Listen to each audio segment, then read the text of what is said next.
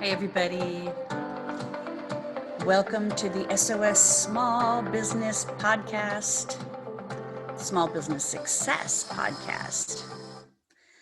I am your host, Bonnie Bonadeo. I'm glad to be here today.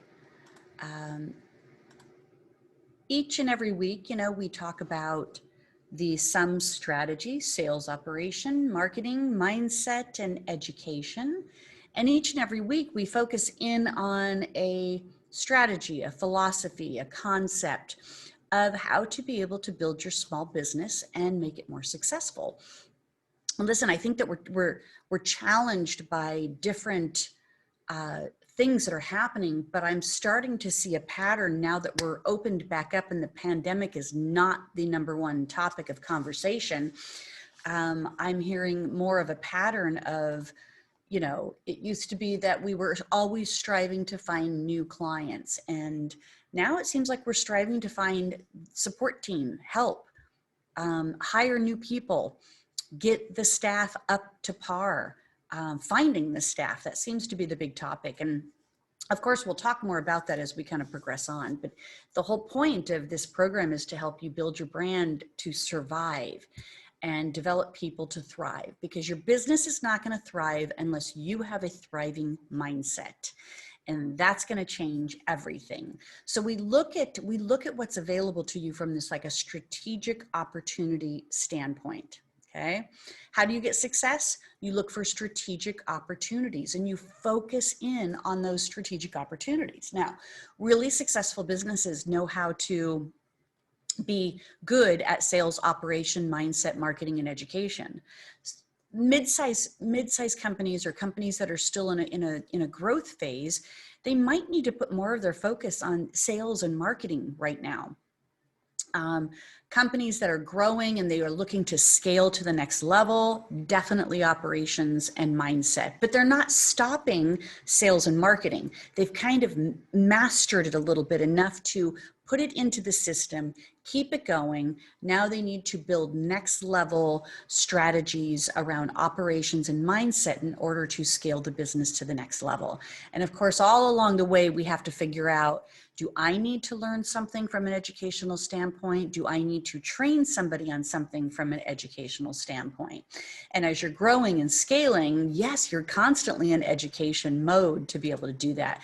And you have to be good at all 5 of these to some degree. Okay, you might specialize in a couple of them that you're really good at, but then what you need to do is hire other people in your organization to be good at the ones that maybe you're not so good at. We know that's to be true as a really, really good leader, right? Okay, so our topic today is under the operations category, and it's titled sustainability.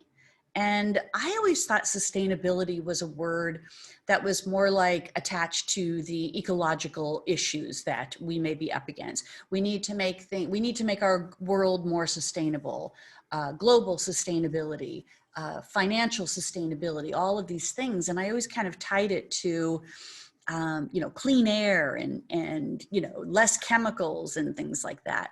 But the truth is, sustainability is really finding ways to be operationally excellent. So let's look at how we need to define this first of all, because I always like to say, if I'm using a word, I need to define it because the context of my content might actually be different than how you know the word to be based on how you've heard it before or what's been relevant. So here's the official definition of sustainability: the ability to be maintained at a certain rate or level. So from a business standpoint, if you are a sustainable business, it means that you've reached a level where you're able to maintain that level of success. But if you want to scale to the next level, then you're going to have to be somewhat disruptive to your business acumen and to the business strategies and to the business operations in order to scale to the next level. Now, here's the other definition of sustainability that I think I've always kind of understood more: avoidance of the depletion of natural resources in order to maintain an ecological balance. Okay, good. Now I want you to place that same definition into your business. avoidance of the depletion of natural resources in order to maintain an ecological balance. So if you don't have the right people to be able to support you in the right skill sets and be able to take care of the customer demand or the product demand, whatever it is that you're offering, then you don't have an ecological balance to your business. You certainly wouldn't then be considered sustainable. You would potentially be in survival mode, and you'd have to figure out operational strategies in order to get back to surviving to thriving, okay? Because having lack of staff is a depletion of natural resources. So if you look at our restaurants today, you know, they're busier than ever. Like I was out to dinner the other night with a business acquaintance, and it was a busy restaurant. It was a lovely dinner, and it was thriving inside. It was thriving, and it looked like they probably had enough help, but that might be a rarity. Most of the other restaurants that I go to, there's usually a wait, you know, and we have this perception when we walk into a restaurant where there's all those empty tables. Why can't you seat me? I'm willing to be patient and wait for the server to eventually come and serve me. But you have all these empty tables. But just like anything, you can't fill up all the tables and not have the support staff to be able to manage all of the tables. And it may not even be that it's the wait staff that is lacking. It might be that you only have one cook in the kitchen, and one cook in the kitchen means that they're not going to be able to manage all of the meals that are coming. So they can't seat you, even though it looks like there's plenty of seats available. Why can't you seat me type of thing. So we need to understand that at restaurants is a really good example, that there's a lack of employment in that particular industry, and they're doing the best they can with what they have. Okay, so now look at your business, and you know, of course, we'll look at the hair salon business here, since that's most of my listeners. We'll look at your business. If you can't keep taking new clients to be able to do the services. They can't walk in the salon and go, well, there's an empty station, sit me down there.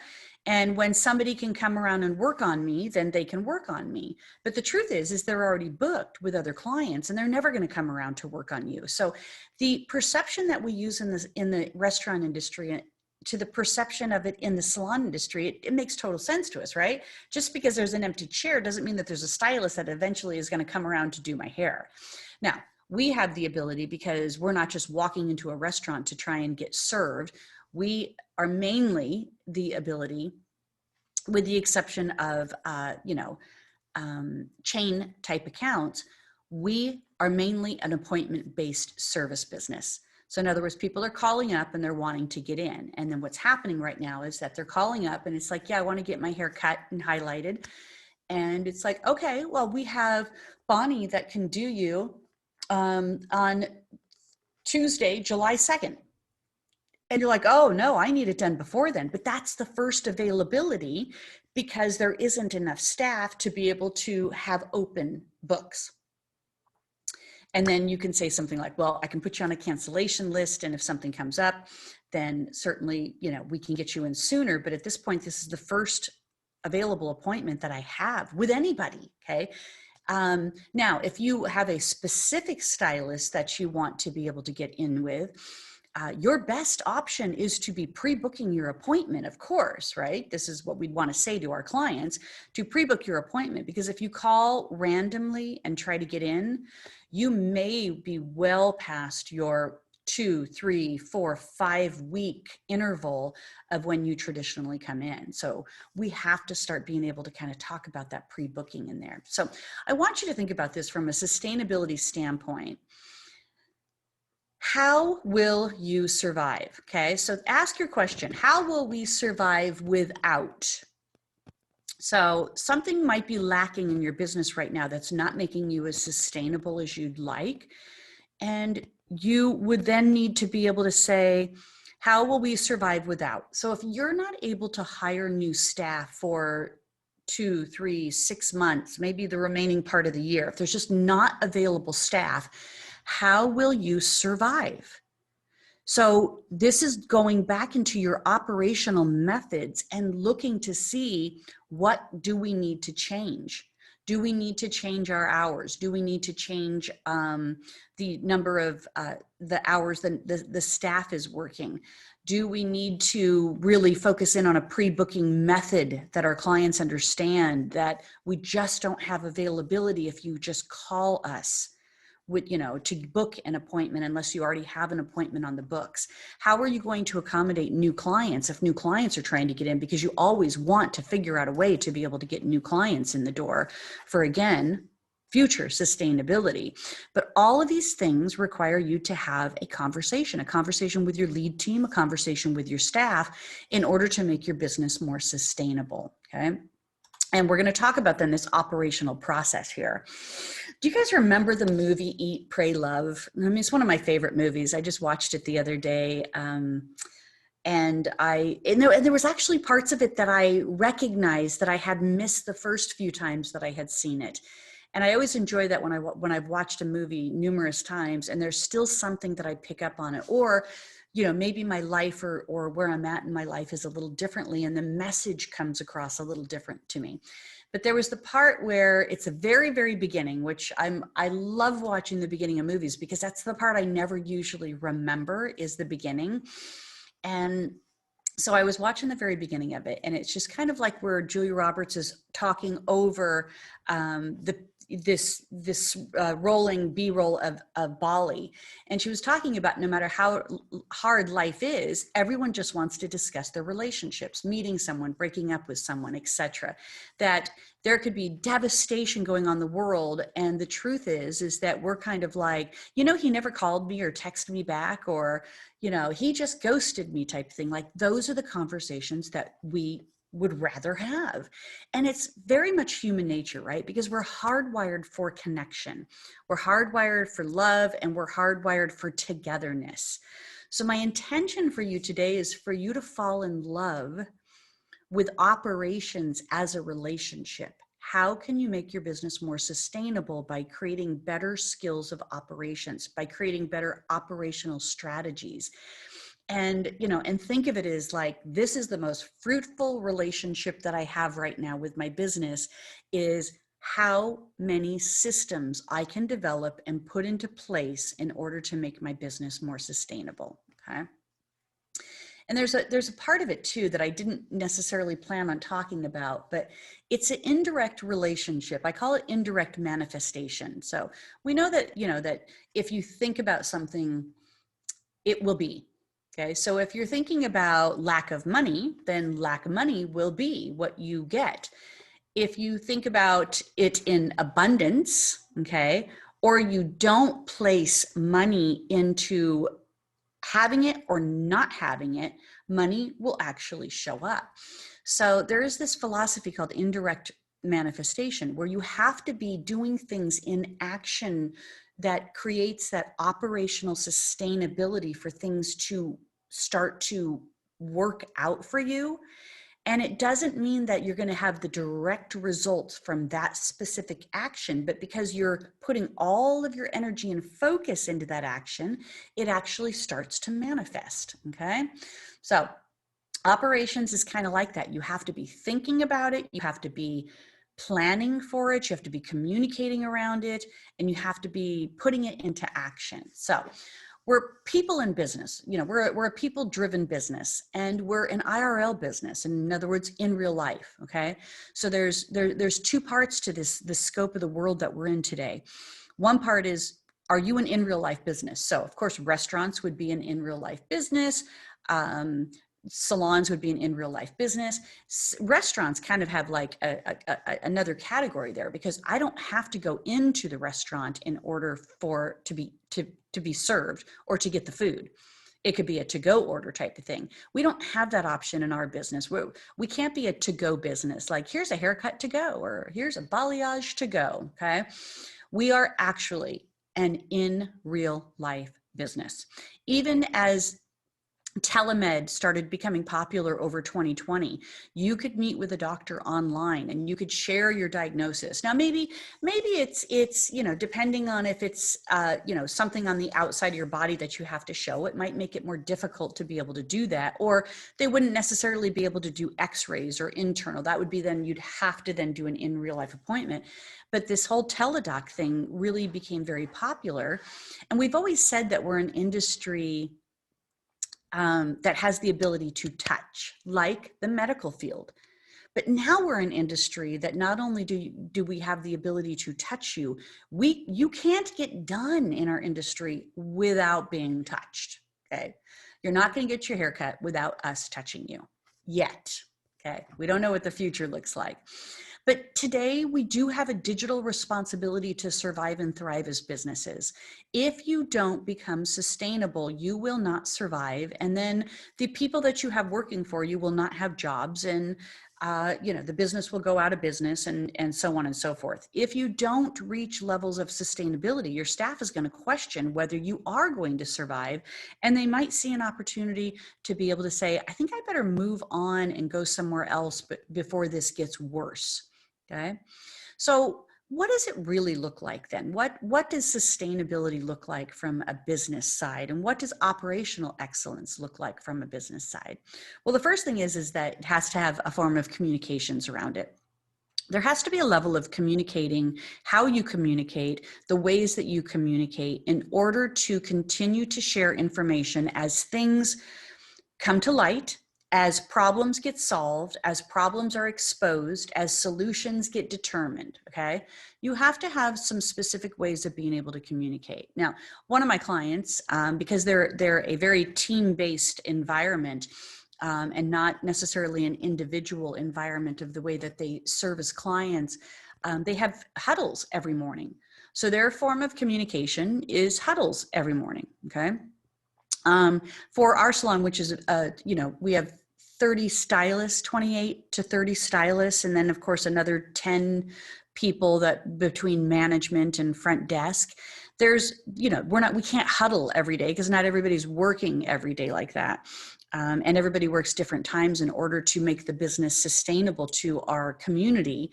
The hours are extended like that. We communicate via a Facebook, a private Facebook group that just our staff is on. We also communicate with quarterly meetings for bigger projects and bigger things that need to be communicated out as we go. From the level of communications, then you have to reach the next point, which is, the strategy, okay? Why? Why is something happening that's not working as well? Or why are we having this issue? Or why is this now posing a problem for us? Okay. And then you have to be able to, from the communication standpoint, you have to be able to say, we need to develop a strategy around this, because A is creating B, which is, A plus B is creating C, and it needs to be resolved. Okay. So let's go back to what I was sharing earlier. If your existing clients can't get in with you, then your strategy would be a pre-booking system. Okay, you're going to create a system for clients to understand they need to pre-book. So then you've got the system to pre-booking, right? Which should be very easy. So you just have to take the time. If you're a stylist, you have to just take the time to make sure that the client understands how far out do they need to pre-book, what exactly are they pre-booking for, and allow in our case, the front desk is that support team to be able to do that. They're the task handlers of that. So this stylist places it on the ticket when the client comes up to the front, or the stylist walks up them to the front and helps them to pre-book their next appointment, or it's written down very clearly, 5 weeks, and it is this particular service. And of course, we have that particular service plugged in as a certain amount of time in their books. So there's a way to be able to do that. If you're an independent person, then you have to just make sure that they understand how to do it. I know that online booking is a popular option for a lot of people that are in independent situations, and certainly for big salons like ours, but not every service is available to book online.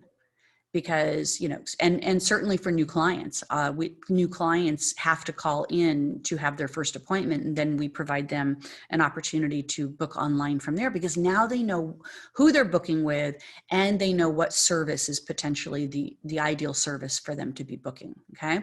So we have it as communication, strategy, systems, and task. We have to communicate where the issues are lying. We have to be able to determine the strategy behind it. We have to establish a system and put it into play. And then we have to determine who's going to be responsible for that strategy. Who are the task managers of that particular strategy in there? Now, if you look at companies like Amazon, and then you say, define Amazon's brand, define what Amazon is. And it's like, they're everything. They sell everything. But the truth is what they are is operationally excellent in how they do business. Same with Walmart, same with Starbucks, same with Dollar Tree, and even Waffle House, right? Because these are businesses that have been able to expand and scale, but it's because they have systems in place. Okay. Every Waffle House is going to have waffles. All right. There's just no question about that. It's going to have waffles. Okay. Amazon is going to provide you a certain level of service. You're going to be able to find what you're looking for, and you're probably going to get it in a certain amount of time. Okay, you can kind of count on that. That's why these companies have grown to the size that they are, because they're filling a need based on a customer demand that we want and we expect. So now when we order for somebody other than Amazon and they're telling us that it's 2 to 3 weeks out before we get something, we're like, oh, this is just not acceptable, right? And then we try to go on to Amazon and see if we can find it, for the same item for the same price, but get it faster. And that's not always the case. Sometimes something of quality might have to come directly from that manufacturer, and it might take 2 to 3 weeks to get it. All right. So Amazon is operationally excellent. And I want you to think about why that is. Okay. They didn't just start out selling everything and having a bunch of hiccups along the way. They built that up. They scaled their business to that level. So look at your business and see what areas are not operationally sustaining you right now in what you're doing, and here's the conversation. So with all my coaching clients that I have, and any of the trainings and mastermind programs that I offer, and we have conversations, these are the conversations that come up all the time. Partners. Okay. There's always this inability to manage a partner relationship in business. And again, it's because there's probably not communications in place. There's probably not specific strategies that are being developed. There's probably not systems of how you need to be communicating. And then there's probably not defined actions of who's responsible for each task, so that it becomes less of an issue or topic in your business. Okay. New hires, how to get them, where to get them, how to be able to invest in them, how to be able to train them, how to be able to pay them. All of these are questions that are coming up. Then of course, once you've hired them, then it becomes, what resources are available, or are you providing for them, for the new staff to get up to speed? Because the truth is, our new staff is booked. They're booked. So am I setting them up to fail? Am I setting them up for burnout? Because maybe they're not getting some of the proper training that they need. And then they're not going to be happy. So it's really making sure that you have the resources available for them, and that they still are in what you consider to be maybe a training program while they're, being booked and as new staff. I mean, think about that from a restaurant standpoint. If it's somebody that doesn't have a lot of experience waiting on tables, and you haven't properly trained them, but you throw them out there because you're busy and you want to fill these tables and you want to turn the tables, it could be a disaster. And what you don't want is a bunch of people saying, oh, don't go there, it's the worst service. The food came out cold and all that stuff. And it could just be because you have new staff that you haven't provided the resources for training. Then, of course, we have the conversation of existing staff that is, has a different set of expectations. Because let's face it, we all went through 2020 uncertain of where it was going. And we all came out of 2020 a little bit more clear of what's important to us.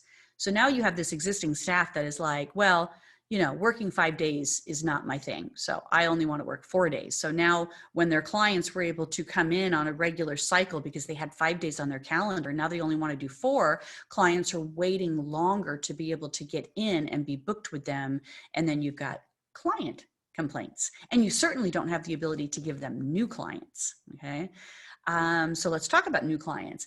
New clients, do you have systems in place for new clients so that there's that ability for them to be able to come back and have a second visit with your salon? Because it takes 2 to 3 visits to really kind of like sell them on what you're doing.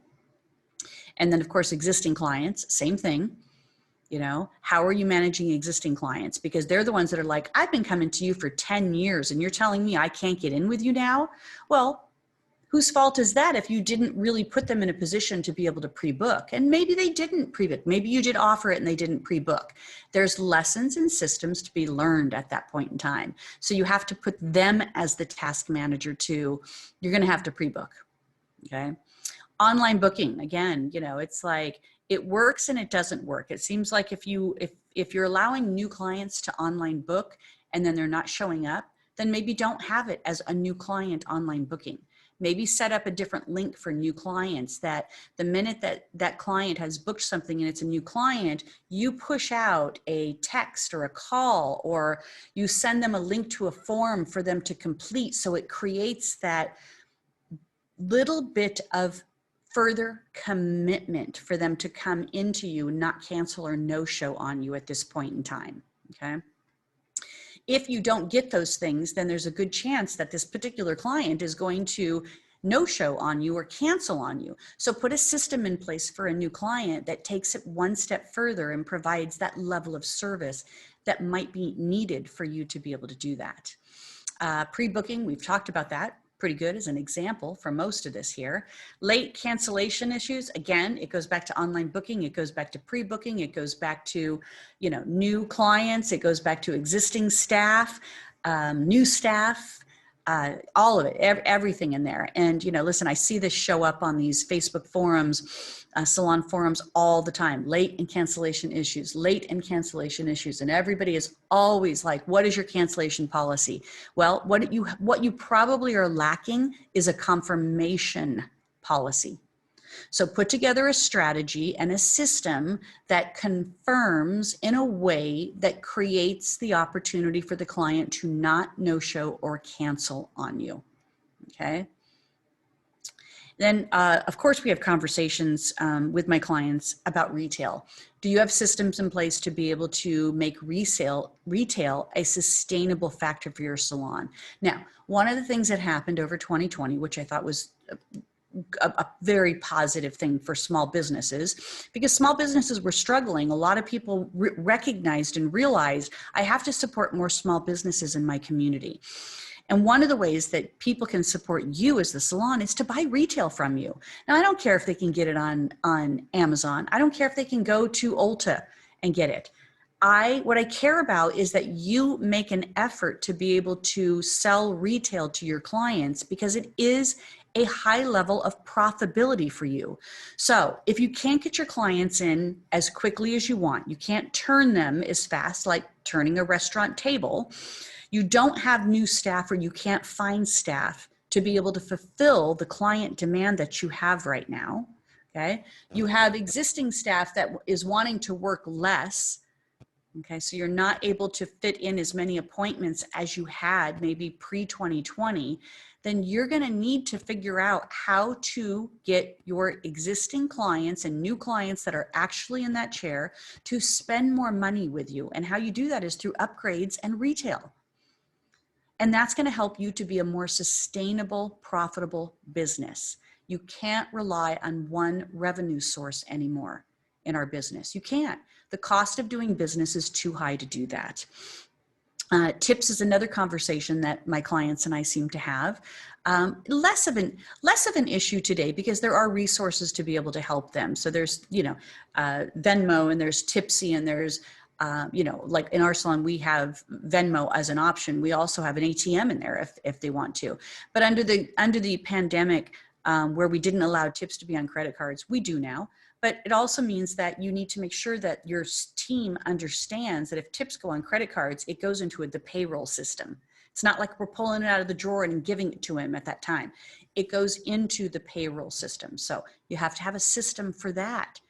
And you have to have a line item for that. So that means that you have to have your bookkeeper or accountant understand that that's not considered service dollars. It's considered tip compensation, okay? Compensation in itself is a whole big topic in our industry. And I see a lot of people making claims to things, and they heard it from somebody, and we don't know that it's 100% true or not true. But, you know, people saying things like charging product fees and stuff like that is illegal. And it's not true. It's not true. We have to stop making blanket statements like that. If you have a compensation program that is viable and that you've been using and somebody accepts it and it does meet the federal standards of compensation, in other words, federal laws around that you have to be paying people for the time that they're investing in it. And the federal law is based on a federal minimum wage, okay? And it's like $7.25 or something like that. It's very, very low. And then, of course, you have to look at your state minimum wage and your state guidelines as well. But you have the ability to be able to compensate your staff that is reasonable, but legal. Okay, so you can put together a commissioned program. You can put together a retail program. You can have certain fees on there that are backed out, but they have to be backed out in a certain way. All right. But if it's agreed upon and it is exceeding the federal guidelines that are set up and your staff is making money, then it's a non-issue. Okay, it's a non-issue. But if somebody's not making money or somebody is not meeting the federal guidelines, or you have, you know, one of these hybrid type of approaches where you're expecting them to buy all their own product and paying them a commission, or you're giving them a 1099, but you're still treating them like an employee, that is not going to work. Okay, that's a hybrid that is not sustainable. And ultimately what you want is a business that has good systems, good strategies, and that is sustainable, of course. And then of course, the final conversation that it seems like we have endlessly with my clients are pricing and price increases. How to go about price increases, when to do a price increase. Should you, how should you take on the price increase? How do you communicate the price increase to your clients? And there's so many variables to that. But what I will tell you is that you need to go back. Okay, if you look at your overhead today, because the cost of goods is going up on everything, you guys, everything. So it may be in your best interest to be able to go back and look at the cost of goods, look at how you're compensating your employees, and then determine if it is time for a price increase. And these are things that I don't talk in general because everybody's situation is very, very different. And if you want to have a conversation on any of these, partners, new hires, new staff, new clients, existing clients, online booking, pre-booking, late cancellation issues, retail tips, compensation, or price increases, then my recommendation for you is to definitely 100% set up a call with me, a complimentary coaching session. See if we're a good fit together for me to be able to help you in any one of those areas so that you can be a more sustainable business.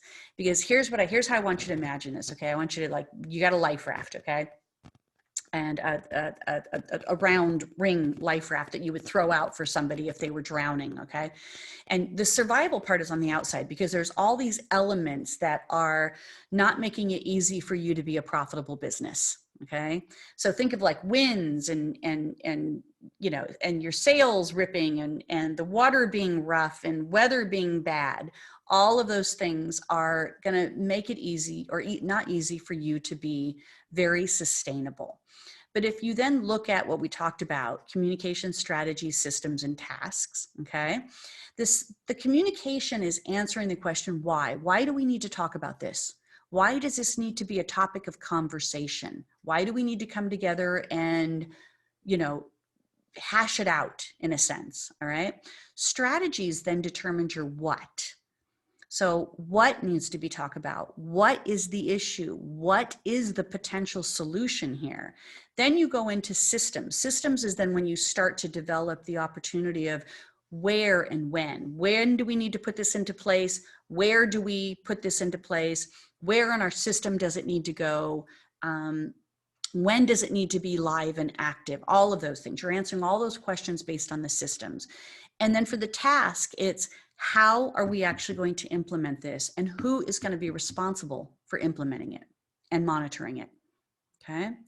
So in this short little operational success formula here, you have to be able to look at it. Communications answers the why, strategies answers the what, systems answers the where and when, tasks answers the how and who on here. And that is going to be your first step to being a really fantastic and sustainable business. Okay. Now, one of my favorite lines in the movie is ruin is a gift and ruin is the road to transformation. Okay. Ruin is a gift. Ruin is the road to transformation. But you want to be able to recognize early on before it ruined you. And at this point, we all have some 20/20 hindsight and insight for others so that we don't want to do it again. Because let's say that you didn't get sustainable and you didn't put good operations in place, then what you're going to say is, oh, I'll never do that again, right? Or, oh, I failed at that, so I'll never do that again. But there's ways to be able to prevent ruin from happening to begin with. And I'll tell you, because these are my ideal clients right now. Now, this is a very dark depiction of my ideal clients right now, because I could go down the path of my branding strategy and define exactly who my ideal client is. But here's the truth to this. They're 40 something and they're fucked up and struggling. Okay. They've gotten themselves in way over their head. They may not have the resources to be able to put things together. They may not have the educational foundation to be able to look at what needs to be done. They're overwhelmed by all of it and they can't focus in on one part of it. Then I have my clients that are 50, fed up and fired up. Okay. So they're like, I've been in this long enough that I'm not going to take shit anymore. And then what happens is that instead of maybe the type of personality or brand archetype that they are personally, they actually start taking on an opposite side of it. So they might kind of start converting into a villain type person. And then what happens is that they create disruption in their ecosystem, okay, their culture. And people leave and then they are like, hell with it. I didn't like them anyway type of thing. And then it just kind of like, it goes down the rabbit hole of I'm fed up and I don't know how to get myself out of it. Okay. And we certainly, there are a lot of my clients that fall into that category. And then of course, the final category is 60 and sick of it. Okay. And these are the clients that I am working with to be able to help them to create a succession plan, an exit strategy. What do they really need to be doing with their brand? Does their brand have value? Is their business sellable? Or do they just need to work to, build up their retirement funds and then just close it out, call it done. Okay. It depends. And our industry from a sustainable, long-term sustainable is not as profitable and fruitful as it could be. In other words, if you wanted to sell a salon business, it would be very difficult today. Okay. It would have to have a very strong brand identity. It would have to have a lot of solid business. It would have to have good systems in place. It would have to be able to see that there is a future for it, that whoever bought it could be sustainable with it without altering too many things. Okay. So again, ruin is a gift, you guys. Ruin is the road to transformation, but I don't want any of you to get to the point where you have to get to ruin before you think, I might need some help. I might need somebody or something to help me get out of this cycle that I'm in. And help me develop my business to be more sustainable. So get the support that you need before it ruins you, because sustainability is calling. We have the chance to, it's a do-over. Everything that we went through from 2019 to 2020 to today, it's a do-over. You have the ability to now get serious, get focused, get into that business mindset, and look at your business from a sustainability standpoint and say, what area, sales, operations, mindset, marketing, education, do I need to focus on in order to get it to that next level? And if you're interested, you can go to sossaloncoaching.com. And right there's a button right on the top of the page that you can click on, and it'll set up an appointment directly to my calendar. And we can have this conversation to help you with that strategy. All right, guys, thanks for listening to me. Next week, I have a guest. I'm very excited. We're going to be talking about marketing, one of my favorite topics. So stay with us and tell a friend about the SOS Salon podcast and the Small Business Success podcast. Thanks for joining me.